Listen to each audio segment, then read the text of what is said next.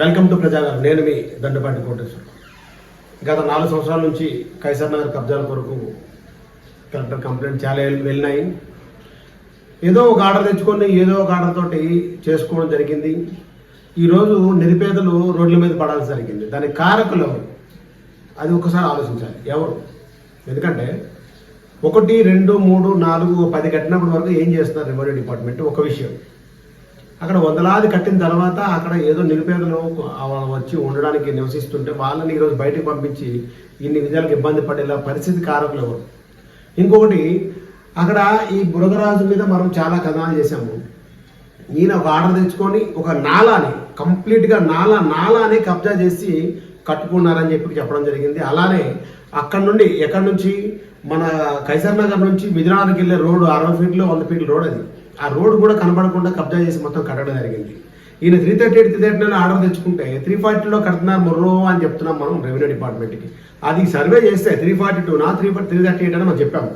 ఆ 338లో కట్టుకోరు అనుకోండి, కోర్టులో చూసుకుంటారు. 338 కట్టుకుంటే వాళ్ళు ఆర్డర్ తెచ్చుకొని చూసుకుంటారు. మరి 342 డిమాలిషన్ చేయాలి కదా, అది ఎందుకు చేయలేదు?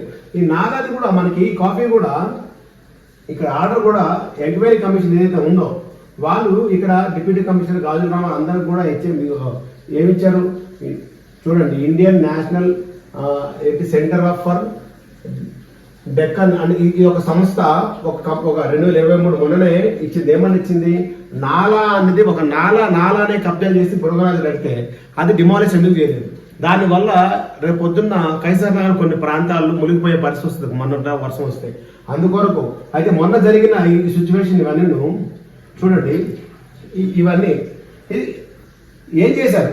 కట్టిన వరకు ఏం చేశారు? కట్టిన తర్వాత ఇట్లా రోడ్ల మీద డిమాలిషన్ చేసి కూలగొట్టి ఇబ్బంది పడుతున్నారు. కట్టక ముందు మీరు ఆపేస్తే అయిపోయింది కదా. మరి కట్టిన తర్వాత ఎంతమంది ఈరోజు రోడ్ల మీద ఉన్నారు? దానికి కారణం ఎవరు? ఆ కారకులు ఎవరు? ఎందుకు కట్టనిస్తున్నారు? ఎందుకు చేస్తున్నారు? ఈరోజు ఎన్ని బస్తీలు ఈరోజు అక్కడ మనకి ఈరోజు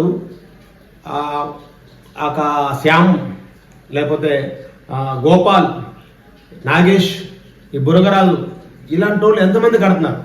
వీళ్ళందరికీ ఎందుకు ఉపయోగిస్తున్నారు? వీళ్ళ మీద కేసులు పెట్టుంటే ఇన్ని కేసులు, అసలు కేసు అంటే లెక్క లేకుండా పోలీసులు కూడా దీనికి ప్రేక్షక పాత్ర వహిస్తున్నారు. 3-4 కేసులు పెడతారు, ఎఫ్ఐఆర్ ఫైల్ అవుతుంది, కానీ వాళ్ళ పిల్లలు ఏమంటే ఎలక్షన్స్ ఉన్నాయంటారు. మరి ఏం చేస్తున్నారు? 2 పోలీస్ స్టేషన్లు కూడా ఎస్హెచ్ఓలు సురారం కానీ జయదిరిగుట్ట కానీ పోలీస్ స్టేషన్లో ఇంతమంది కేసులు అయితే వాళ్ళకి ఒక భయభ్రాంతులను కూడా లేదు. కేసు పెడితే ఏమవుతుందని వాళ్ళు మాకు పిలవరు పోలీసులు. ఎందుకు మీరు పిలవట్లేదు? ఎందుకు రౌడీ షీట్ కానీ పీడియాట్ కానీ ఎందుకు ఓపెన్ చేయట్లేదు? ఒక్కొక్కరు 18-20 కేసులు ఉన్నాయి. వీళ్ళందరి మీద ఎందుకు చర్యలు తీసుకోవట్లేదు? అలాగే మన సిపి గారు కూడా కంప్లైంట్ చేయడం జరిగింది. మళ్ళొకసారి కూడా చేస్తున్నాం దీని మీద. ఎందుకంటే 2 పోలీస్ స్టేషన్లు కూడా ఉదాసీనంగా, ఈ మధ్య కాలంలో ఒక పోలీస్ స్టేషన్ అయితే ఒక సామాజిక వర్గాన్ని నమ్ముకొని ఆ సామాజిక వర్గం సెటిల్మెంట్ చేస్తుంది. అలాంటివి కూడా మంచి పరిణామం కాదు. ఆ సామాజిక వర్గం దాని మీదే అంటే ఈ పోలీస్ స్టేషన్కి ఏ ఒక్క పంచాయతీ వచ్చినా సరే ఆ సీఐ ఏం చేస్తున్నారంటే ఆ సామాజిక వర్గం ఫోన్ చేసి ఇదేదో చూడని చెప్పడం, అంటే వీళ్ళు లాలుచాలి ఏంటి అనేది కూడా తెలియట్లేదు. ఇలాంటివి చాలా జరుగుతాయి. ఇదన్నిటి మీద కూడా మళ్ళీ ఫిర్యాదు చేస్తే తప్ప వీళ్ళు వినే పరిస్థితి లేదు. పోలీసులు అంటే వీళ్ళు కూడా అశ్రద్ధ వహించడం కూడా మంచిది కాదు. ఇప్పుడు ఈ రోజు దీనికి పూర్తి బాధ్యత ఎవరు వహిస్తున్నారు? కలెక్టర్ గారు చెప్పాలి. ఎందుకంటే కట్టక ముందు ఏం చేశారు, కట్టిన తర్వాత ఎందుకు డిమాలిషన్ చేస్తున్నారు? ఒకవేళ కట్టిన తర్వాత ఎన్ని రోజులైంది, ఎప్పుడు కట్టారు? మరి 2022, 2021 నుండి కట్టినమని డిమాలిషన్ చేస్తామని అంటే చెయ్యొచ్చు, మీకు ఆ రైట్స్ ఉన్నప్పుడు. మరి ఎందుకు ఇప్పటి వరకు కట్టనిచ్చారు? ఏం చేస్తుంది రెవెన్యూ యంత్రాంగం? ఏం చేస్తుంది?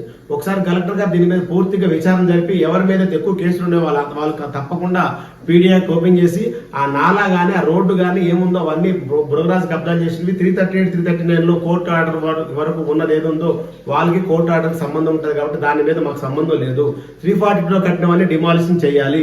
చెయ్యకపోతే దీని మీద కూడా మళ్ళీ మనం కంప్లైంట్ చేస్తాం. మళ్ళీ కంప్లైంట్ చేస్తూనే ఉంటాం. ఇది జరిగినంత వరకు 60 ఫీట్ల రోడ్ ఏది ఉందో ఆ రోడ్డు కానీ నాలా కానీ ఇమీడియట్గా ఓపెన్ చేసి మిగతా వాళ్ళని డిమాలిషన్ చేస్తారని మరొకసారి కోరుకుంటూ, నిరుపేదలకు మాత్రము ఎలాంటి ఇబ్బంది జరగకుండా, ఒకవేళ మీరు ఎవరైతే నిరుపేదలు ఈ డిమాలిషన్ అయినా వాళ్ళందరినీ పిలిచి వాళ్ళకి జాగాలు ఇల్లు నిజంగా లేకపోతే ఆధార్ కార్డు ఆధారంగా వాళ్ళకి ఏదో ఇల్లు ఇప్పిస్తే బాగుంటుంది తప్ప రోడ్ల మీద ఇట్లా వదిలేస్తే మరీ మంచిది కాదని మరొకసారి కోరుకుంటూ, నేను మీ దండపాటి కోటేశ్వర, అందరికీ నమస్కారం.